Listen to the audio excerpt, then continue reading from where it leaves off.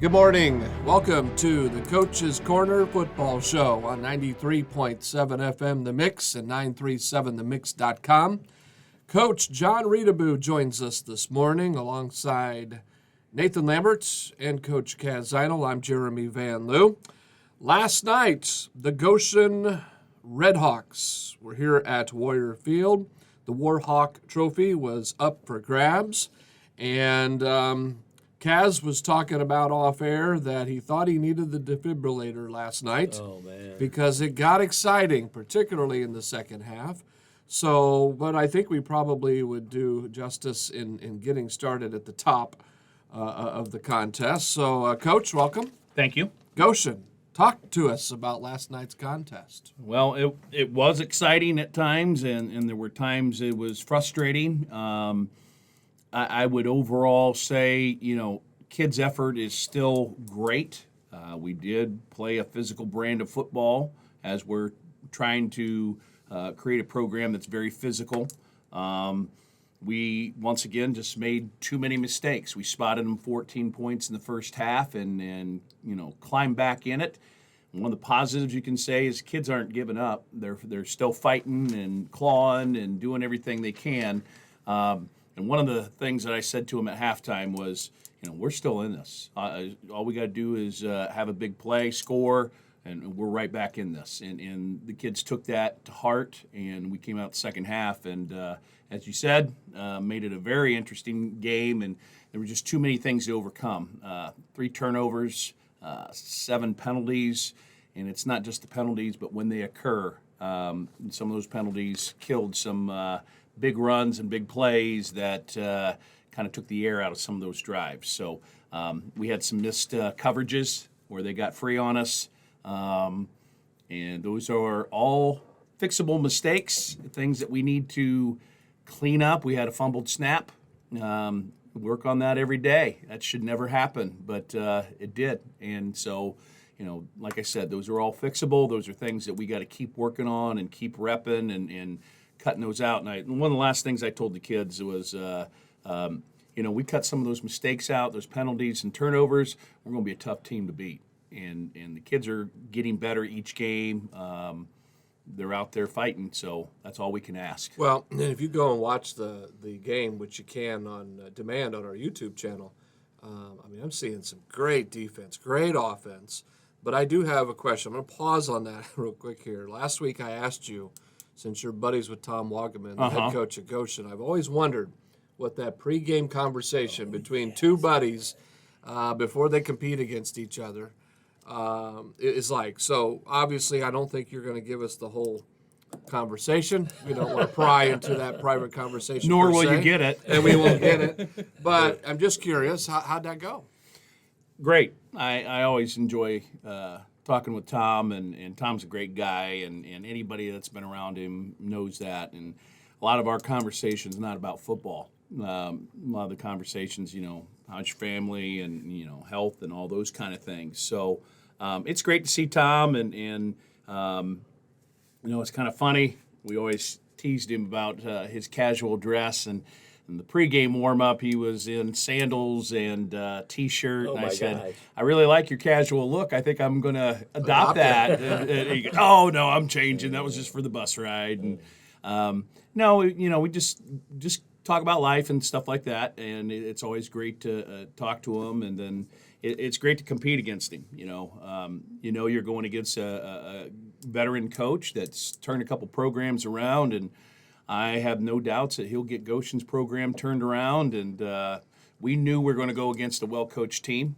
and we knew they were fighting for that first win as well. And so, no real big surprises, just who's going to make the least amount of mistakes. And I think in this game, they made fewer mistakes than we did, and we cut that out.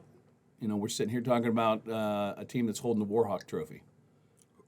First half, Caz. Well, I was just looking at the first half. They came out and they scored 6, Zip and you were down. And I went, oh, well, they didn't get the extra point. Afterwards, hey, we're in this. You and I both talked about that. And then the second half, oh, my gosh. You came out and, it was 14 zip. And he and I at halftime, and we saw you at halftime taking the kids in, and I thought, man, I would love to record that halftime talk because you're down 14 points, and and the kids are still fighting like crazy, And so in the third quarter, you came out and talked a little bit about that first, and I want to know, on the air, you have to be honest, what you told those kids at halftime because it worked.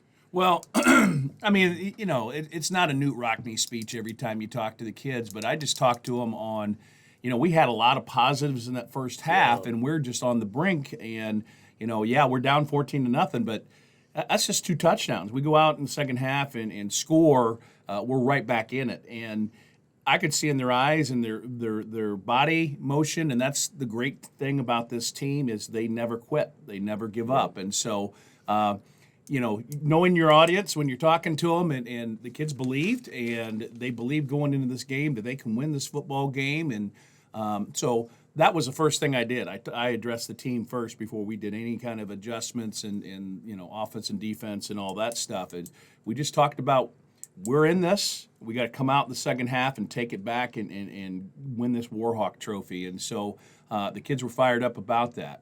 In the first half, we go back, opening drive, we drove it right down the field.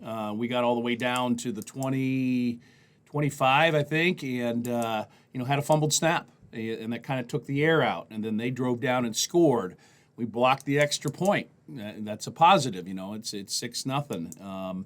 And then the very next drive, we drive right down the field again, and we stall, I think it was all the way to the 20 this time. So, no problem moving the football, running the ball well, good mixture of run and pass, and then we miss a field goal.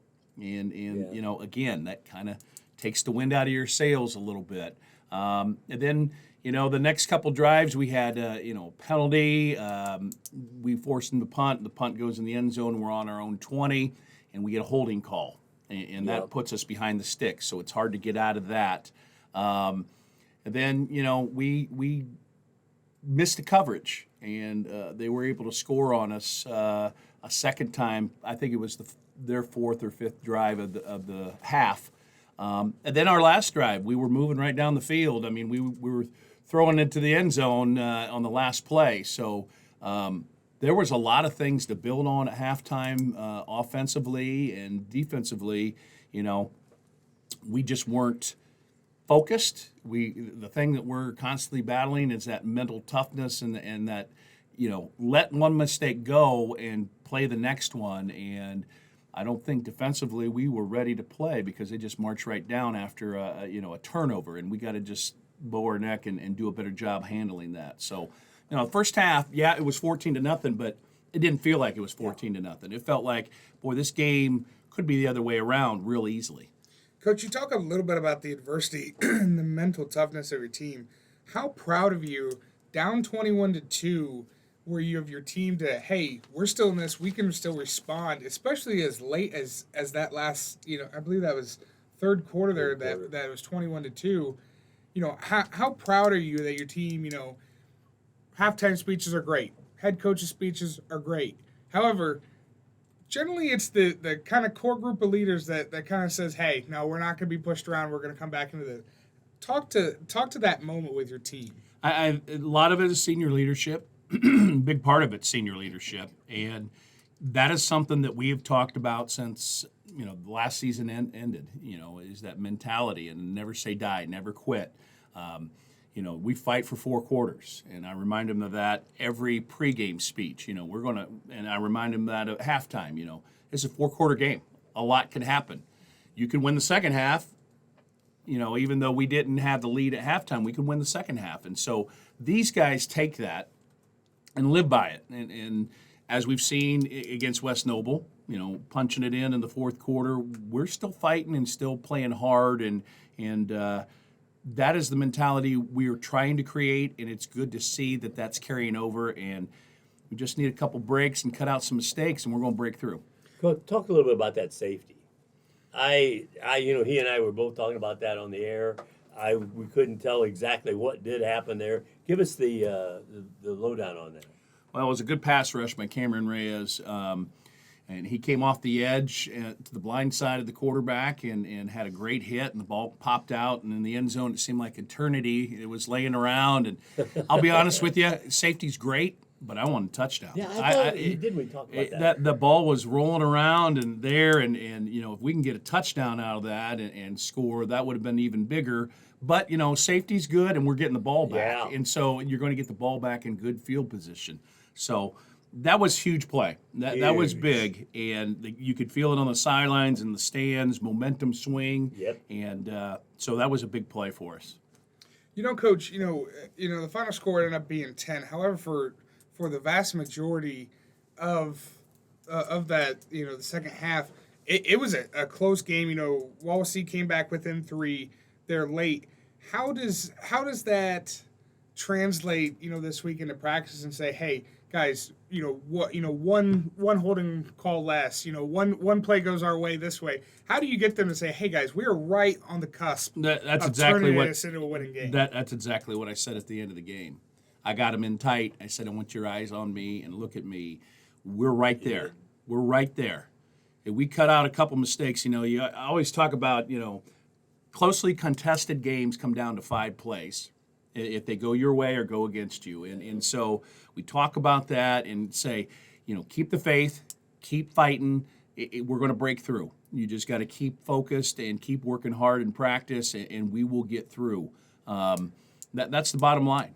Just keeping that focus and not worrying about, past losses and cleaning up some things, and we'll get through it. And so I think the kids are still pretty good shape mentally, and I think they're still eager to get out there on Friday night and show what they can do. And I told them, we cut out some of those mistakes, we're going to be a hard team to beat. He and I talked about that a lot on the air, too, about how this team, you were down 21-2, and you still came back, and those kids, every play, I mean, I don't think I saw anybody, one person tackle. I mean, everybody was like at least 2, sometimes 3. Sometimes the tackling and the contact was tremendous for Wawasee last night. Very physical. Physically, yeah. And that again, by design, we're preaching physicality in practice and trying to mimic situations in practice. And we need to be physical. We can't be soft. And so we want to try to, make sure that happens throughout the game. And as far as the physicality goes, we've been physical the first 3 games. We have been, and we got to continue to do so. All right, well, that's the first half of Goshen, maybe a little bit of the second half. But I think when we come back, let's focus a little bit on the second half of last night's contest with Goshen. And then later on in the program, we'll talk about the upcoming game this next Friday at Plymouth. And we've got a special guest with us today. Coach Reutebuch has brought in one of his new assistant coaches, Josh Mohr. We're going to hear from him later on during the program here on Coach's Corner Football Show on 93.7 FM The Mix and 937themix.com.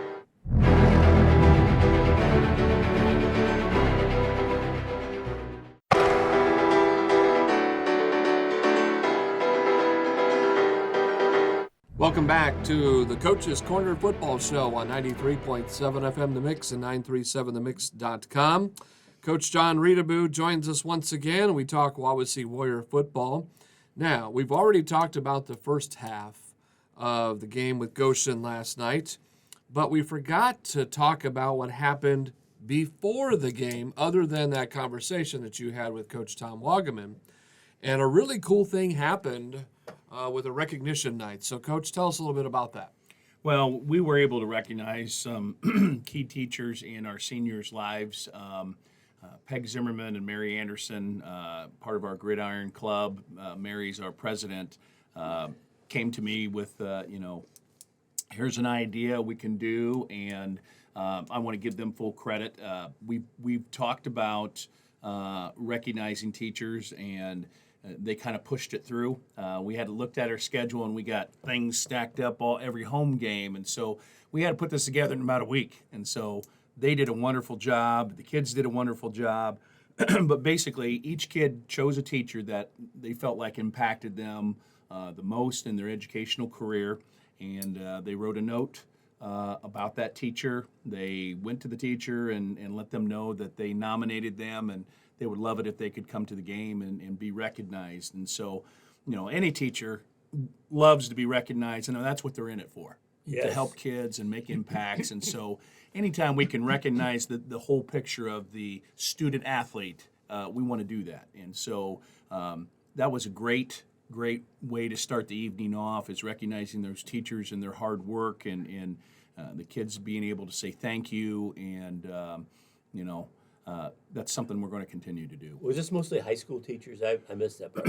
Some Or were, was it- some. Oh, so was We had a everybody. second grade teacher, Ann Mangus was one of them that I taught with for a lot of years over at Milford School, was recognized. So they weren't limited to high High school. school, just the whole Kids are towards the end of their educational Yes. career, and so high school was the latest impact. But some of them went back to a middle school or an elementary teacher as well. So it was open to all those. Tell us about the what they're going to do with that football. Okay. I thought that was really Yeah, interesting. well, so we got footballs for the teachers as like a memento or something for them to carry on for this evening, and so each player wrote a personal note on there, and then they handed that football to the teacher, and then we took a big photo, and they took a singular photo with them and the teacher. So really neat thing, really good thing. And I can tell you from the teacher side of things, I was, interviewing coaches pregame, go to walk off the field, and I see another one of my family members, my Uncle Kenny Long there, and he has a smile ear to ear. And I said, hey, you don't generally come to the football games, that often. What are you here? He goes, well, I'm getting recognized. And he was so happy, and he says, you know what? I think I'm going to stay the whole game. I'm so happy in that. And just to see that joy, something so small, just, walking in front of the stands before a home game, was something so big for him. Yeah, and that's part of the big picture of Wawasee High School is trying to do is bring positive messages, to teachers, to students, to community, and pulling all that together. So, that I believe is a step in the right direction. Absolutely. Well, let's go back to Goshen. Second half. Let's talk the second half. This is when Caz was Oh, calling man. out for the defibrillator. Defibrillator. We got to Yeah. carry one of those. Just up so in you the know, press box. Kaz, Yeah. there's one right outside in the hallway here at the radio studio. Oh, all right. Well, that's that's a way good too thing. far. I'd be dead by the time. Well, at least Hey, right here. we need one right outside the press box. Yeah. And Nate knows CPR, and I'm I- sure Yeah, he he could do does. mouth to mouth. Yeah. I am Mouth to mouth certified. for you and help you Hey, out that's there. Great. Oh, that second half. Can we talk about Zimmerman? Sure. Those two TD, 81-yard run, and then and he did a great. I've heard you did not heard, but you did a great job calling that. Somebody last night on my way out was saying that, and then and they must have had radio there because they were at the game, and then the 21-yard run by Zimmerman. Talk about those two runs. Well, he had a great night. I mean, we had a lot of successes running the football, and I would say in the first half, Brandon Kelly was the one pounding the rock Yeah. and getting a lot of yardage and important yardage, and we just couldn't follow through with some of those. And then in the second half, Cameron Zimmerman, he has been developing, and last night he unleashed it. He unleashed his full potential last night and hit holes hard, wasn't dancing. Once he saw that crease, he hit it. And it was great to see, and very proud of him. He's a great kid, a hard worker, a three-sport athlete, and all that pays off. And so I that run down the sideline and pulling away from everybody, Yes. it was impressive. But, he's a track guy, and so he's worked on that speed, and our strength and conditioning coach has worked on getting him bigger, faster, stronger, and he's solid. He's a solid kid, and don't forget, he also plays defensive end. And so he's got a high motor on that side of the ball too, and made some key plays during the game and key pressures and things like that. So I'm very proud of Cameron Zimmerman, and those plays were explosive. And each time we made that, we had just given up something, and we came right back and got ourselves back into it. And then again, I was impressed with Kelly last night too. 29, 40, 44. Some of his runs. Well, I mean, it was 10. I was adding them up. Uh-huh. It was the first quarter. I have him for close to 50 yards in just the first quarter. I don't want to go back, but Kelly did a great job of running the ball for you last night. Yeah, we feel like we have two good, solid running backs, and we would try to keep them as fresh as possible because they both play defense. And so there's kind of a rotation there, and kind of if a guy's hot, we want to keep him going, and get them rest so they're fresh. But we feel like we got a pretty good tandem there. Coach, last night it kind of seemed, especially towards the second, later in I would say the third quarter there, something kind of clicked. Talk about, was there a realization or was there a light bulb of any of your players of hey, this is how I hit the hole. This is how I, can pin this guy inside and get that extra yardage. Or was it really just all of a sudden, hey, this is working, we need to ride this? I think it's a confidence factor. I think the hesitation and thinking about it finally went out the door, and just executing and reacting took over. The time to think about and figure, that time is over. Let's go out and play some football. And you could tell it after the safety. I'll even revert back to the kickoff. The opening kickoff of the second half, we get a great kick. They try to run it out, and we pin them at the 10-yard line. I mean, it started with that. And so we were able to do that several times on our kickoffs and pin them deep inside. Our goal is to pin them inside the 30-yard line, and we were pinning them at the 20, the 10. And so that makes it extra difficult when they do have to punt. We get good field positions, so that helped out quite a bit too. But I think things just kind of opened up, and hey, well, let's just go play football. And that's when we really started competing. Unfortunately, we waited to the second half instead of having that same mentality in the first half, and we do that, then, like I said, we're hoisting that Warhawk Trophy this morning. Coach, and the score at the third quarter, 18-21. Oh my gosh! And going into the fourth quarter, I thought, oh hey, this is gonna be a good win for Wawasee. Did not turn out that way, but again, that fourth quarter. Talk a little bit about that. Well, I told our trainer last night, and you could feel the momentum. You could feel the energy. You could see it. Yeah. Sideline to Yeah, sideline. talk about that. Just make that comment. Tell me about that comment. Yeah, so just from up in the booth, you could tell. I mean, fans were up on their feet. You had Big Grady down there. He was cheering up people. You had people, bouncing on the sideline, and then you look across, and it was like a ghost. It was like a ghost town over there. There was no cheer. No one was up. Their sideline was flat in that moment. Mm-hmm. And football is a game of momentum and that kind of thing. And we definitely had it.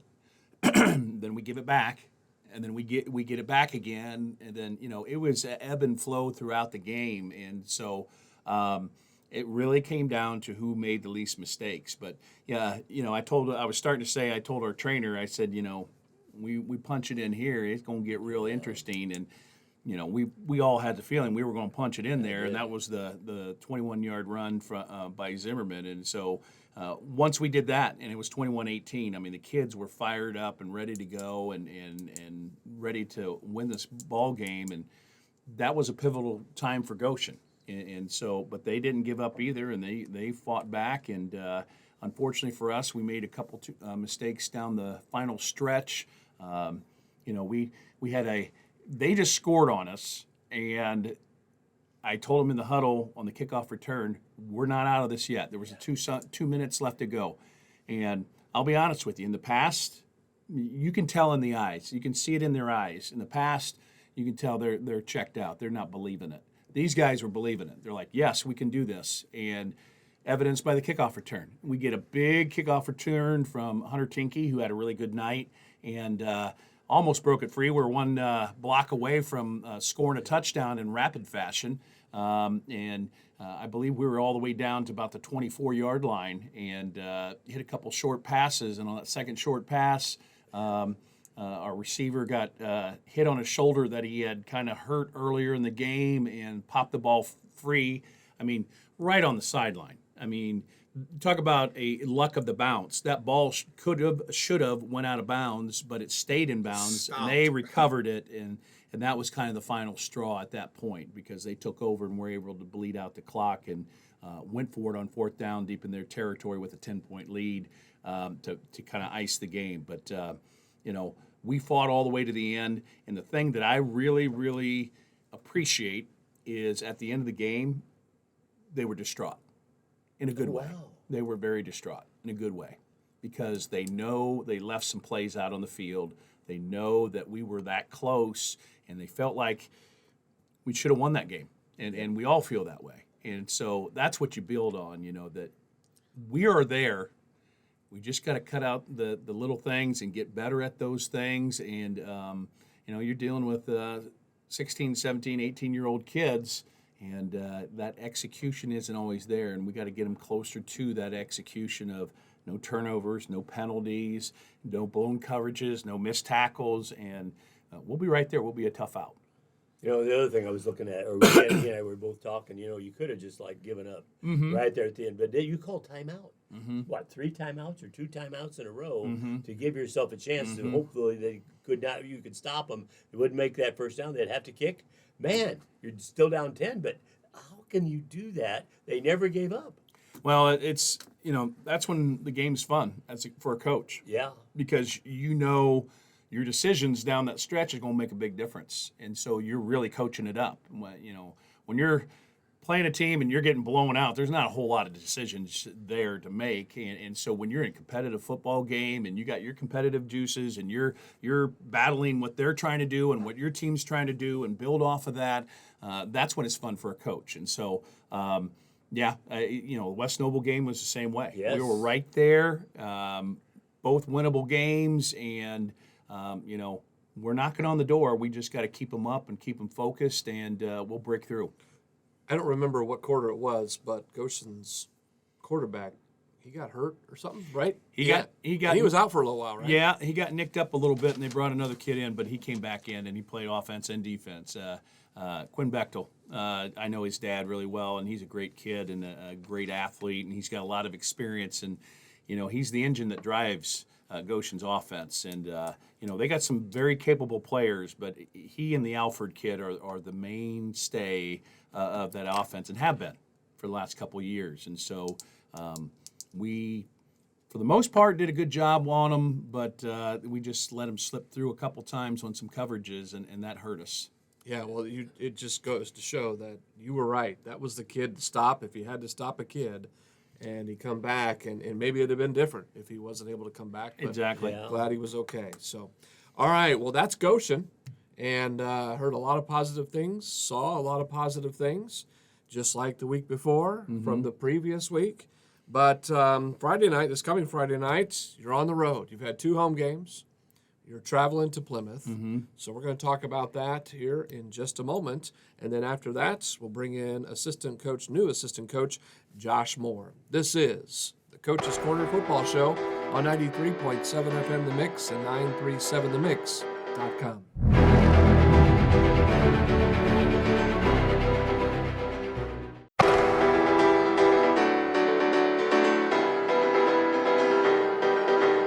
Welcome back to the Coach's Corner Football Show on 93.7 FM The Mix, where we talk to Coach Reutebuch about last night's game and upcoming games. And today we actually are bringing in a special guest, the new assistant coach, Josh Mohr. We'll get to him in the next segment. But right now, we've had 2 home games.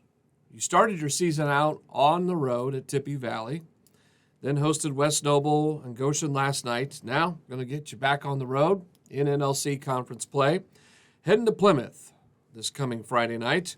And last night, Warsaw took care of Plymouth pretty good, 70-0. So tell us a little bit about Plymouth. 70-0, wow. As a fan, I might see that score and think, maybe this should be an easy contest to get down to Plymouth, but I'm pretty sure Warsaw knows how to play a little bit of football. Yeah, that's something you got to guard against, because the common person would look at their first 3 games and go, wow, they've been outscored 170-7, and think, wow, they're really bad, should be able to roll over them.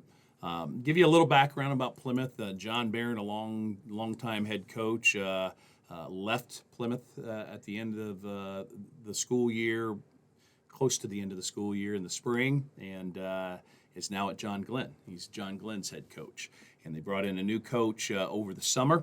I believe his name is Jason Hanley, and he is from Wabash. He was the Wabash head coach. And he is in a rebuild mode, and he's playing a lot of young kids, a lot of inexperienced kids, and from what I can tell, he's doing great things over there. They played East Noble the first game. East Noble's no slouch. They're a pretty strong program and have been for the last several years. Then they went down to Kokomo, played Kokomo, and Kokomo runs the flex bone as well. They run it a little differently. They run it with 2 tight ends as well, and they're pretty good. And so that's another physical team, and you get young guys with inexperience. That's a recipe for disaster. Then you have the Warsaw Tigers, and the Warsaw Tigers, as we know, are very well coached, and they have their system, and they have their legions behind them. And so once they got that rolling, that score got out of hand. But that's what we got to guard against. We got to guard against our kids thinking, oh, this is going to be easy. It's not going to be easy. We have had 3 games that we were very physical in, but we made too many mistakes. And if we continue to make mistakes, we're not going to win this game either. And so we got to keep focusing on what I believe is happening is we're taking a step each week, getting better and better and better. And we're getting to the point where kids are trusting what they see, believing what they're supposed to be doing, and just going at it. If we can get that for the entire game, beginning to end, and cut out some of those mistakes, like I said, we're going to be a hard team to beat. Coach, talk a little about, you mentioned the flex bone. How is that offense, hard to stop, and why is that relevant for the story of Plymouth? Going week to week, we were talking about this before, that score line looks really big, but is it as big as it really was, or is it kind of inflated because of that offense? It can be, because it's such a physical offense, and it's you have a combination of downhill and misdirection, and so it's a very physical offense. And if you don't match the physicality, it can turn on you in a heartbeat. One of the things that's hard is when you're watching film, we don't run the flex bones, so they don't match up the same. How they line up their DBs and how they line up their line, and because a lot of teams will do adjustments playing against the flex bone, and so that's a little bit difficult because there's 2 of their 3 games are against flex bone teams, and so that's different. But yeah, it's the physicality, and when kids get wore down, the tackling gets worse, and you get some injuries and things like that, and so it can steamroll. It definitely can, and so that's where the flex bone comes in. If you're a passing team, you can kind of control that. You don't throw long anymore and things like that, but the flex bone, you just keep running it, and that's the philosophy of it. But like I said, your seconds are not too far off from the first team, and so when you bring those kids in and they're running the same thing, it's still the same pounding, you're going to get some inflated scores sometimes if a team can't match. Coach, talk a little bit about what you're going to do to prepare for this away game. I mean, it's an away game. I know you're going to look at film, which is not really film anymore. Video. But video, yeah. But what do you do to prepare for this?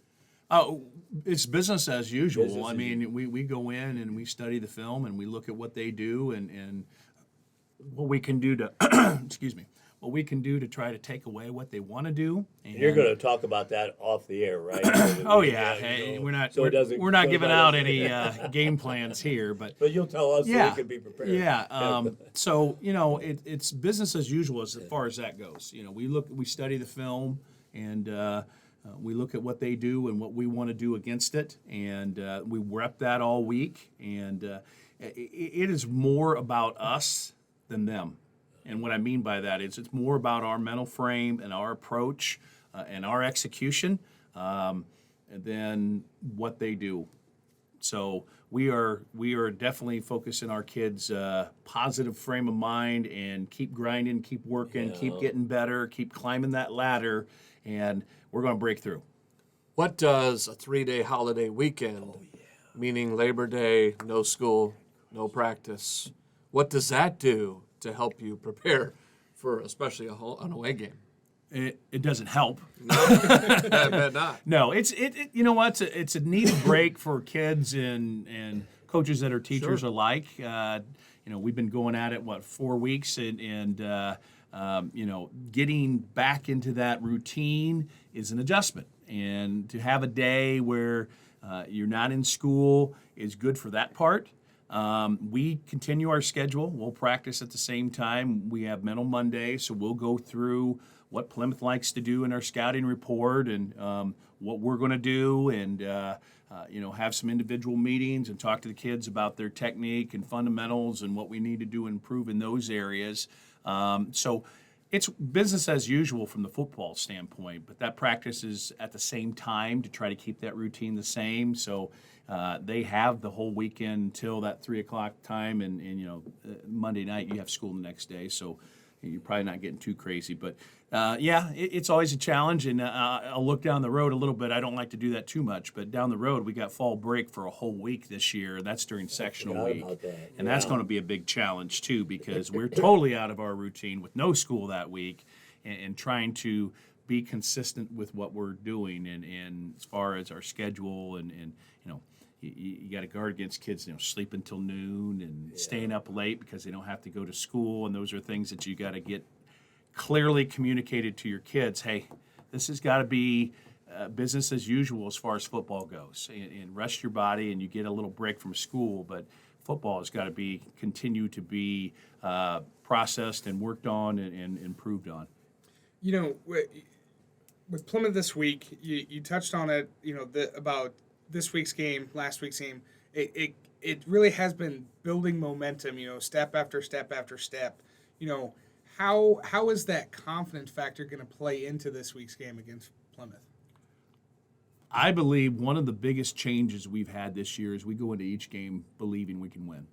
And I can't say that we did that last year. I think there was a lot of games that we went into that it was almost waiting for that first Shoot a drop. Yep, shoot a drop, and once it did, we hung our heads and said, "Here it comes." That didn't happen this year.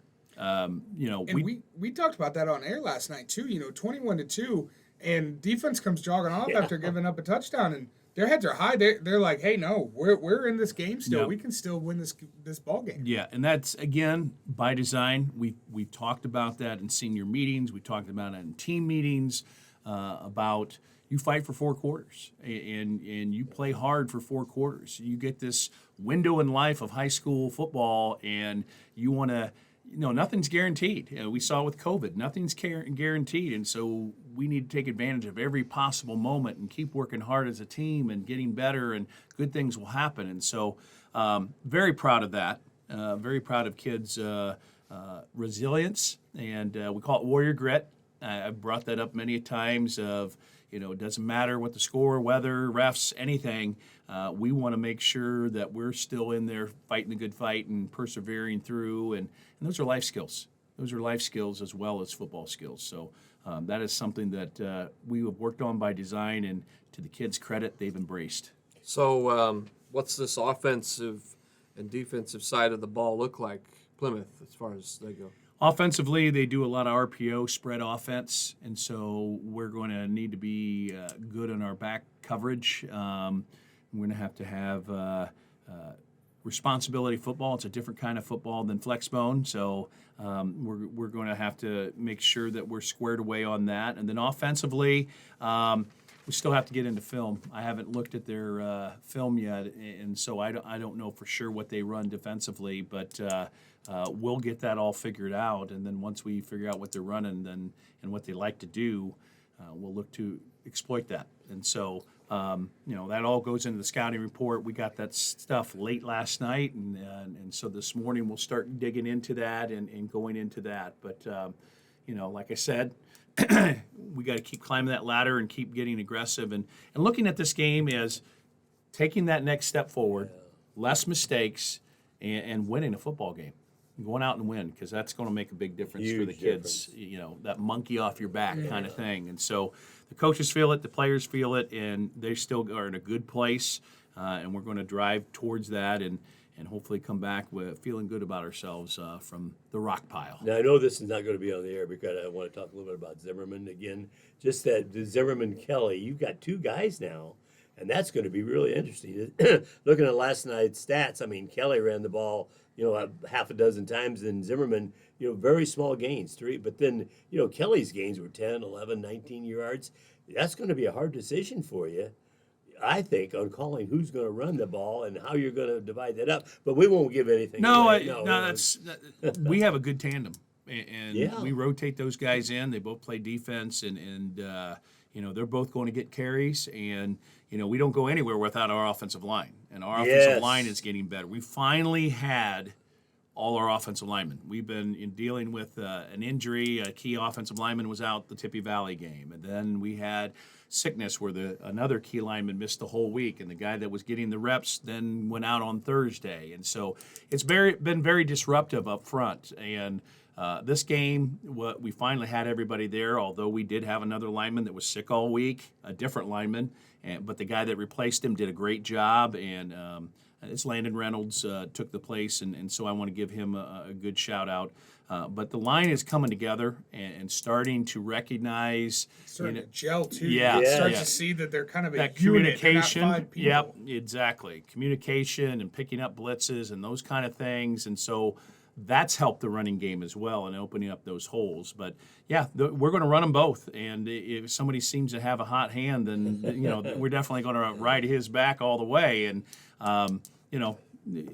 Jackson Brown has been a steadying force the last couple games too. Of trying to take what they give him and limit our mistakes. And he's playing better too. And like our whole team needs to do, we just need to clean up a couple things. And what's nice too is they complement each other really well. Our 2 running backs. You have Kelly, which is more of a he's going to lower his shoulder and he's going to make sure that you either tackle him or he's going to go through you. That's his running style. And Zimmerman kind of has that. Hey, I'm going to hit a hole, and once I hit a hole and I turn on the afterburners, I'm going to be gone. And it seems that they kind of mesh together well, and it's fun to see. Series to series. Hey, it's all of a sudden Kelly's turn. Offense gets a little bit meaner, and all of a sudden Zimmerman's in, and you start seeing a little bit more of that finesse, that gel with the offensive line. Yeah, every running back has their own style. The thing about Zimmerman last night, you probably noticed, is he kept his legs turning. The legs were moving constantly. He'd get hit. He'd bounce off of it. If they didn't wrap up his legs, he was still going, and that has been a great thing to see, because he bounced off a couple potential tackles and broke free, and when he sees the hole, he hits it hard, just as Brandon does. But they definitely have different styles and complement each other, and like I said before, we feel like we got a good tandem at running back. Well, as said, the Warriors are traveling Friday night, headed to Plymouth. Come out, Warrior fans, and support the boys. We'd love to see you out there. We've got the momentum going, and that crowd noise definitely does make a difference. But if you can't, Coach Caz Szynal, Nathan Lambert will have that call from Plymouth with the pregame show at 6:30 p.m. on 93.7 FM The Mix and 937themix.com. When we come back, new assistant coach Josh Mohr, and he's more. Yeah, he's done. You took the mind right out of my thought there. He's more than just Josh, right? Yeah. Yeah. There's more to come, right? There's more to come. That's right. Coach Reutebuch is bringing in his new assistant coach, so we'll talk to him here in a bit on the Coach's Corner Football Show on 93.7 FM The Mix and 937themix.com.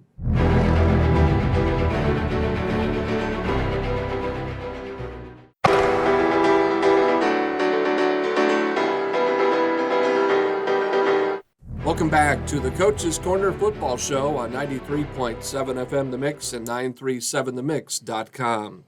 I'm Jeremy Van Loo, and in the studio, along with Coach Caz Szynal and Nathan Lambert and Coach Jon Reutebuch, we're nothing. We've got a new guy, a new assistant coach for the football program, Mr. Josh Mohr. Coach Reutebuch, tell us a little bit about this young man.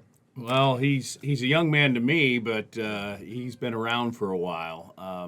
He has been, I'll let him tell his story, but he has been a blessing for us, for him to be on our staff. He's kind of a Swiss Army knife. He's a jack of all trades for us because of his experience.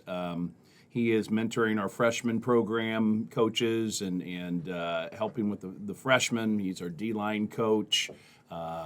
He is sharing his experiences on offenses and defenses and schools that we play from his perspective. And so getting a guy with his experience is invaluable. Any coach will tell you, if you get a guy that has a lot of experience on your staff, that's the greatest thing you can have. And so we've kind of had a young staff over the last few years, and to add Josh has been a godsend. So, Josh, good morning. Morning. And welcome. Josh is a man of few words, but we'll try to get a few out of him today. Well, I told them that this guy go for 14 minutes, so we better have it. Tell us a little bit about your background, both as a coach and an athletic director, and kind of bring us all the way around to where we are now. Okay, so I started coaching when I was in college at Ball State at Westdale High School. I coached there for 2 years as an O-line, D-line coach on the football squad, and then I was also the head golf coach. There's a nice one. When I got done with college, I moved back home. I'm from South Whitley, went to Whitco High School, and started coaching as an assistant coach for a few years before I was able to get a teaching job in social studies. I was at Whitco as a teacher for 14 and a half years. So you worked with John Snyder. I did. Okay. I did. John hired me as the athletic director after I was the head football coach at Whitco. So when John came in, he came in mid-year, I think in February, and then that next spring and summer, our AD left, and I was fortunate enough to step into that role and do that for 4.5 years there. And then I went from Whitco to Northfield, which is down by Wabash, and I was AD there for 2.5 years, also on the football staff as an assistant coach.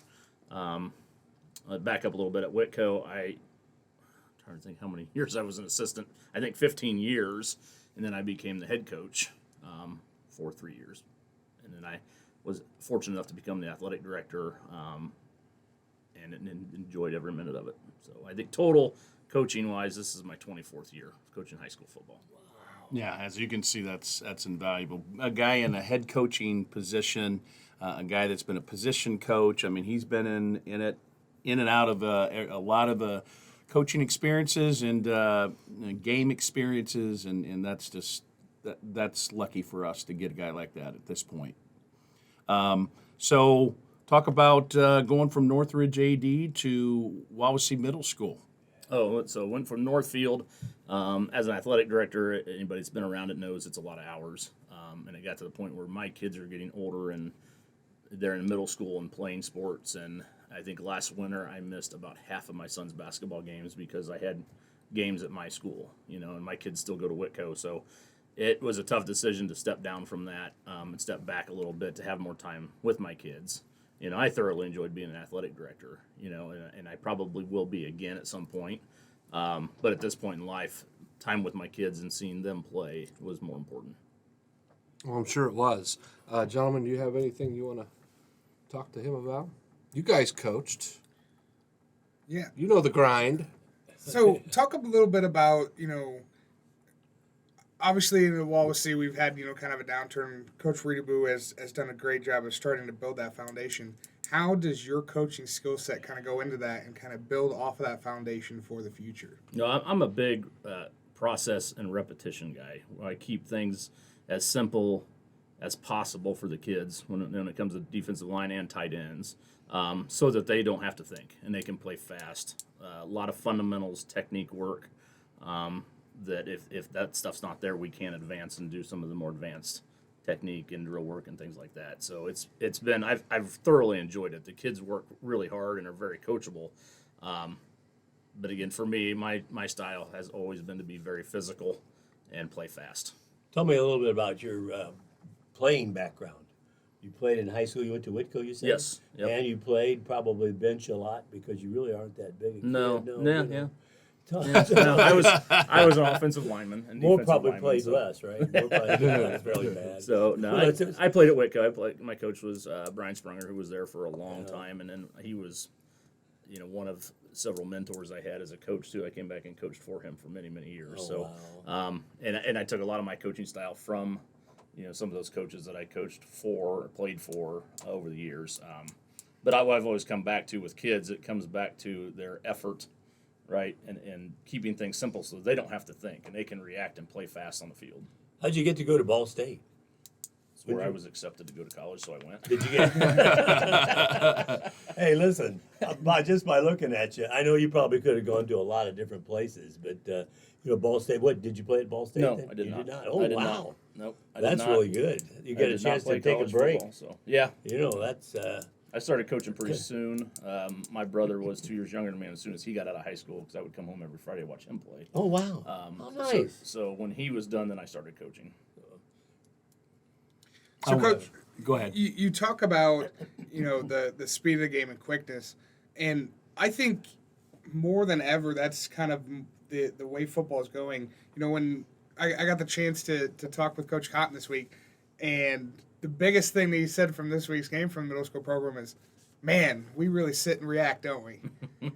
And he sent out some coaches clips, hey, let's talk about this, let's talk about that. But the biggest thing was, hey, let's make the decision in practice so that when they see it in the game. How does that help quicken the game or quicken the player's mindset in the game and make that transition to practice to the game easier? Yeah, your drill work has to be as game-like as possible. And if you want physicality out of kids, you have to practice with a physicality. You have to practice in a way that you want them to play. When it comes to reading and reacting, one of the things I've always done is train the eyes real quick. I mean, it's got to be first instinct, because if you're going on second instinct, you're too slow.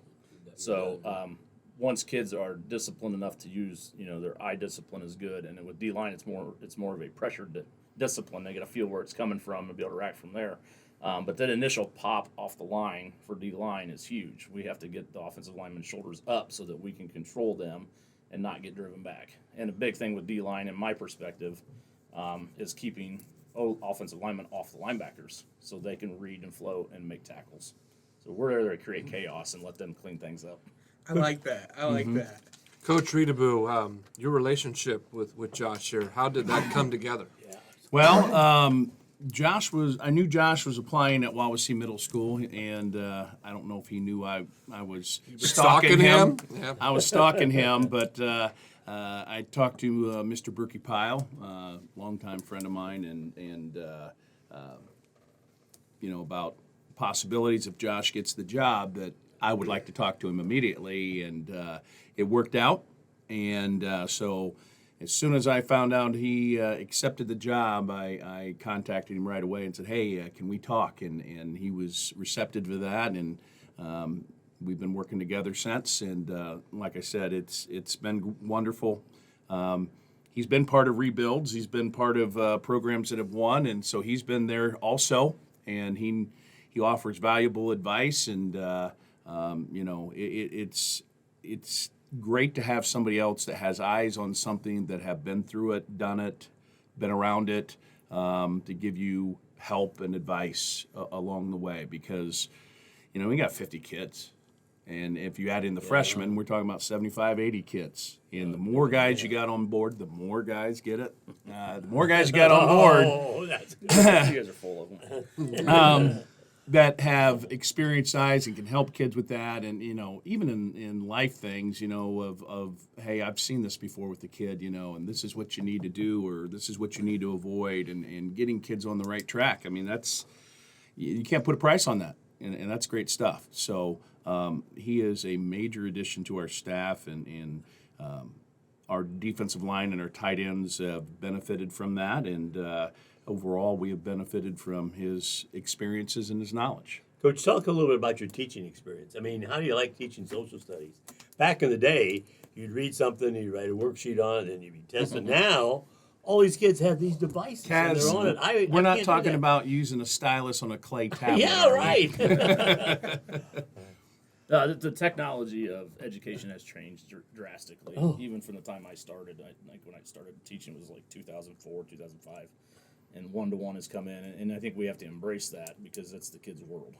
Yeah. They are thoroughly into devices of any kind, and it's a tool for That's the all they education know. process. It's all they know. They were born with it. It is, but I don't think it's the do-all for teaching. I think there's still the art of teaching. There's still, the old school way of doing things sometimes is still the best way, but it is a tool in our arsenal. We put it in our tool belt, so to speak, to use from time to time that enhances the education experience. Yeah, listening to Josh talk to you and stuff like that, and in our conversations, we're on the same wavelength. I mean, when you get a coach in, you have philosophical things, and the things he talks about, I'm shaking my head yes, and our conversations, I would say probably 90% of the time, we're definitely on the same wavelength, and that's also good, that meshing. And that's something I want to ask Josh. What's it like, because I've never had to do this, what's it like going from one school to another school? You don't know the kids at all. You're coming in brand new. What's important for a new coach? I have my own feelings on that, but what's important for a new coach? You're not a new as an experience, Right. but you're a new coach to these kids. Well, going as this is my third school, a lot of times kids remain the same. They're more consistent than we are and more constant. A lot of it's building a rapport with kids early on and let them know that you're there for them. That you're, as a coach or as a mentor, you're there for the right reasons, not wins and losses. And I'm not here just because I want a paycheck and those kind of things. It's about kids. And coaching, I've coached boys and girls, and here's the difference to me in coaching guys and girls sports. The girls want to know how much you care about them, and the guys want to know that you know what you're talking about. And that was made evident to me, coaching football as long as I have, is to become an expert at your position group.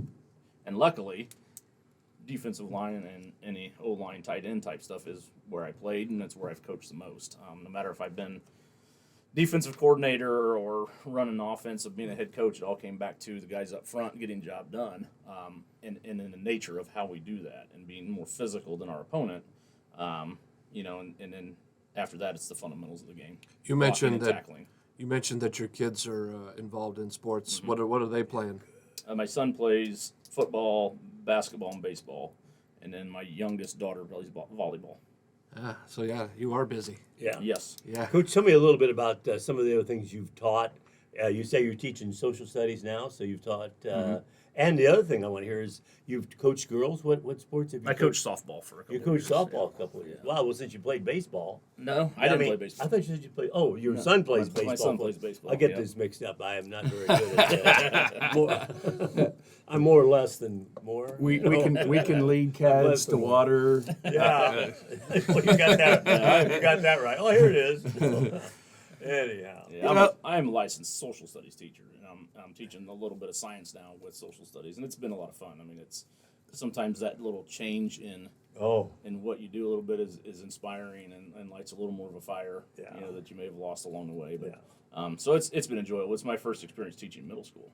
How'd you like that? Tell me about that. I've always taught high school, and it's interesting. And with having kids at that age, I kind of knew a little bit of what to expect, and they have a little bit different energy, and it's channeled in a little bit different ways. So sometimes that's one way to put it. Sometimes we have to bring the channel back to center, so to speak.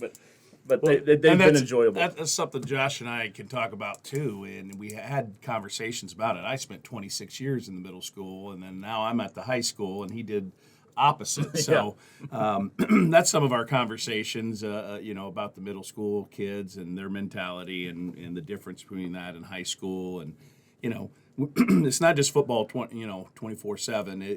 It's life things too, and family and your job and other things come up in conversations. But, the more he talks, I know every time we see Mohr, everybody's chuckling. The more he talks, the more you can see he is a perfect mesh for our staff. Yeah. Perfect mesh. Yeah, that was how do you like Wawasee compared to all the other places you've been?